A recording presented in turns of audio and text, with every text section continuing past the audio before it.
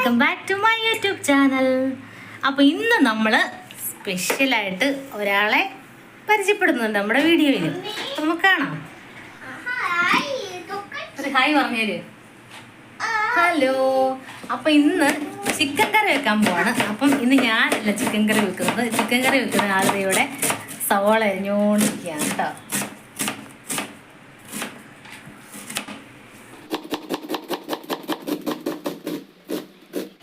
അപ്പോൾ അതേ ചിക്കൻ ഇവിടെ കഴുകി വൃത്തിയാക്കി വെച്ചിട്ടുണ്ട്. 2 തക്കാളിക്ക എടുത്തിട്ടുണ്ട്. തക്കാളിക്കാണ്ട് ഏട്ടൻ അരിഞ്ഞുകൊണ്ടിരിക്കും. കുറച്ച് വലിയ കഷ്ണങ്ങളായിട്ടാണ് അരിയുന്നത്. പിന്നെ അത് ഇഞ്ചിയും വെളുത്തുള്ളിയും ചതച്ച് വെച്ചിട്ടുണ്ട്. പിന്നെ നമ്മൾ കുക്കറിലെടുത്ത് ആ ചിക്കൻ്റെ പീസിനകത്തോട്ട് നമ്മൾ കുറച്ച് മുളക് പൊടി, പിന്നെ കുറച്ച് മഞ്ഞൾപ്പൊടി, വളരെ കുറവ് മതി മഞ്ഞൾപ്പൊടി, പിന്നെ ചിക്കൻ മസാല ഇട്ടു. പിന്നെ എന്താണ്, അപ്പോൾ ഇതെല്ലാം കൂടി ഇട്ടിട്ട് ഏട്ടൻ നന്നായിട്ട് അതിൻ്റെ കൂട്ടത്തിൽ ഇഞ്ചിയും വെളുത്തുള്ളിയും കൂടെ പേസ്റ്റ് ആക്കിയില്ലേ, അതും കൂടി ഇട്ടിട്ട് നന്നായിട്ട് കുറച്ച് എണ്ണയും കൂടെ ഒഴിച്ച് നന്നായിട്ട് ഇളക്കി നന്നായിട്ട് യോജിപ്പിച്ച് വെക്കുക കേട്ടോ. അത് കുറച്ച് സമയം വെക്കണം. അതിന് മുമ്പായിട്ട് കുറച്ച് കുരുമുളക് പൊടിയും കൂടെ ചേർക്കാൻ മറന്നുപോയായിരുന്നേ.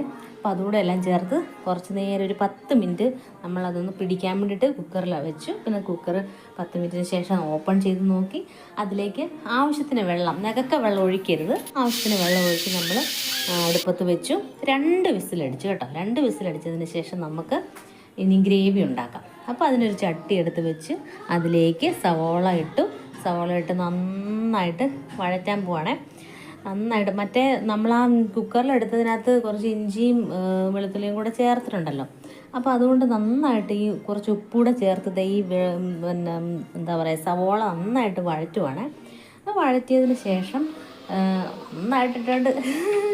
നന്നായിട്ട് വഴറ്റുവാണ് ഏട്ടൻ. പാവം. തക്കാളിക്കയും കൂടെ ചേർത്തു. പിന്നെ എന്താണ്, അതും നന്നായിട്ടൊന്ന് വഴന്ന് കഴിഞ്ഞപ്പോഴത്തേക്കും പിന്നെ പാവം ഇന്ന് എന്നെ സഹായിക്കാൻ വേണ്ടി വന്നതാണ്. വീണ്ടും അതിലേക്ക് കുറച്ച് ചിക്കൻ മസാല, കുറച്ച് മുളക് പൊടി, കുറച്ച് മഞ്ഞൾപ്പൊടി, ഇതെല്ലാം കൂടെ ചേർത്ത് വീണ്ടും നന്നായിട്ടൊന്ന് യോജിപ്പിച്ച് ഗ്രേവി നന്നായിട്ട് ഇതൊക്കെ ഒന്ന് വഴന്ന് വരണം. അതിന് വേണ്ടിയിട്ടാണ്. പിന്നെ അതിലേക്ക് പാകത്തിന് വെള്ളം ഒഴിച്ചു, കാരണം ഗ്രേവി കുറച്ച് നീട്ടിയെടുക്കാൻ വേണ്ടിയിട്ടാണ്. അപ്പോൾ കുറച്ച് പാകത്തിന് വെള്ളം ഒഴിച്ചു അതിൻ്റെ ടേസ്റ്റൊക്കെ ഉപ്പൊക്കെ പിടിച്ചു എന്നൊക്കെ നോക്കുവാണ് ഏട്ടൻ തന്നെ. അതൊക്കെ നോക്കി കുറച്ച് നേരം അടച്ച് വെച്ചതിന് ശേഷം നോക്കിയപ്പോൾ നന്നായിട്ട് ഗ്രേവിയൊക്കെ തിളച്ച് വന്നിട്ടുണ്ട്. അപ്പോൾ ആ തിളച്ചതിനകത്തോട്ട് നമ്മൾ നേരത്തെ വെന്ത് വെച്ചിരുന്ന ചിക്കൻ്റെ പീസ് നന്നായിട്ട് ഇളക്കി ചേർത്തിട്ട് കുറച്ച് നേരം അതൊന്ന് അടച്ചു വെച്ചു കേട്ടോ. അടച്ചു വെച്ചത് തിളക്കട്ടെ, നന്നായിട്ട് വേവട്ടെ എന്ന് വിചാരിച്ച് തീ കുറച്ച് വെച്ചു. അപ്പോൾ തുറന്ന് നോക്കിയപ്പോൾ അടിപൊളി ചിക്കൻ കറി റെഡി ആയിരിക്കുകയാണ് കേട്ടോ. സൂപ്പർ. ഹലോ. അപ്പോൾ നമ്മുടെ ചിക്കൻ കറി റെഡി ആയിട്ടുണ്ട്. പിന്നെ ഞാനല്ല ഇന്ന് ചിക്കൻ കറി വെച്ചെന്ന് ഞാൻ പറഞ്ഞല്ലോ. കാരണം അതുകൊണ്ടാണ് ഞാൻ മുടിയൊക്കെ ഇങ്ങനെ അഴിച്ചിട്ട് നിൽക്കുന്നത് കേട്ടോ. അല്ലെങ്കിൽ ഞാൻ മുടി കെട്ടിവെച്ചിട്ടേ ഞാൻ അടുക്കളയിൽ കയറാറുള്ളൂ. അപ്പം നമ്മുടെ ചിക്കൻ കറി റെഡി ആയിട്ടുണ്ട്. നോക്കാം.